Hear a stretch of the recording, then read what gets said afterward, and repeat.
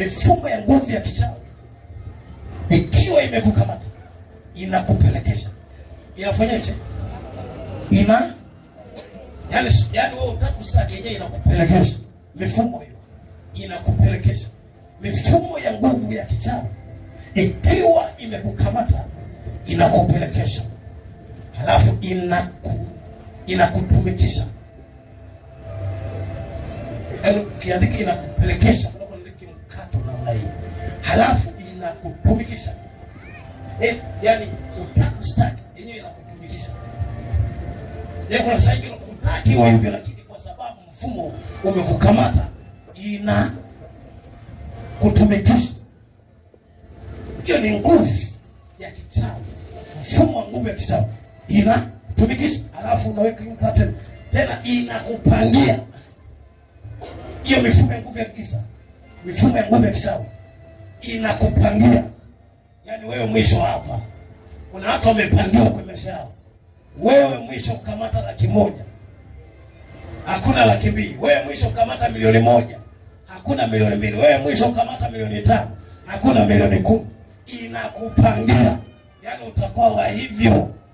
Inakupangia wewe, kila mwishoni mwa mwezi unaumwa, ukipata mshahara uende hospitali, wanakupangia. Watu wananielewa? Wanafanyaje? Wanakupangia kuishi maisha wanaoyataka wao. Unasikia?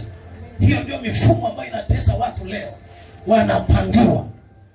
Wengine katika familia wamepangiwa kuwa magonjwa makubwa. Katika familia wamepangiwa, yani hiyo mifumo inawapelekesha wao kila wakati kuoa, kuacha ama kuachika. Mifumo. Ukianza kuangalia, kaka yako alikuwa hivyo, au baba yako alikuwa hivyo, alioa kaachika. Kaka yako alikuwa hivyo, kaoa kaachika. Wewe wako alikuwa hivyo, kaoa kaachika, ama kaolewa kaachika. Mifumo.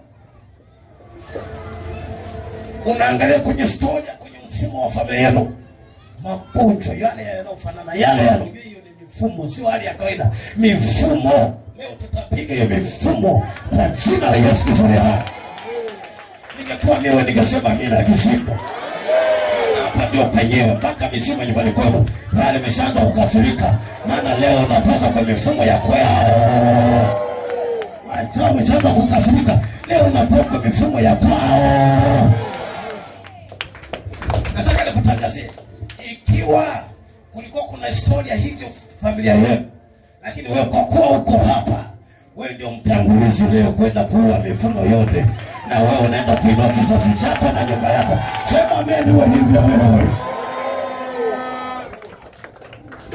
Sema kama vile Yesu alivyoniita, kama vile Yesu alivyonileta hapa. Haijalishi kuna historia yoyote kwenye ukoo wetu, kwenye familia yetu, mimi ndio wa kwanza leo kuvunja mifumo, na nitautengeneza mfumo wa Yesu Kristo. Nitakuwa kwanza leo kuvunja mifumo ya mizimu, mifumo ya umaskini, mifumo ya kupelekesha, mifumo ya kupangiwa, mifumo ya kutumikisha kupitia nguvu za kichawi. Leo navunja, alafu natengeneza mfumo wa kwangu, ule mfumo wa Yesu Kristo aliye hai. Weka amen ya kishindo na iwezo. Unapangiwa, inakupelekesha. Kuna watu wanakuanga walevi, alafu akija kwako unatamani kuacha na shindo. Tatizo mfumo.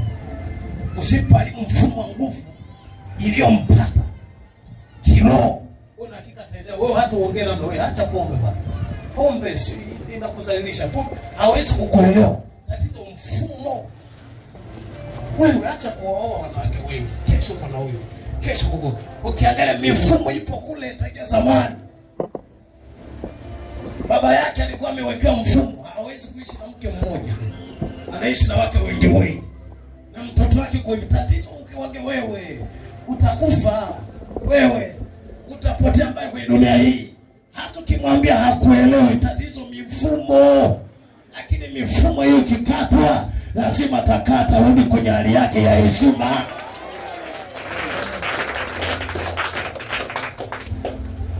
Punga mkono juu na naye kama unanielewa.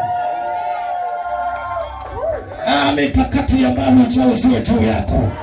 Mikakati ya mbali uchao usiwe juu yako.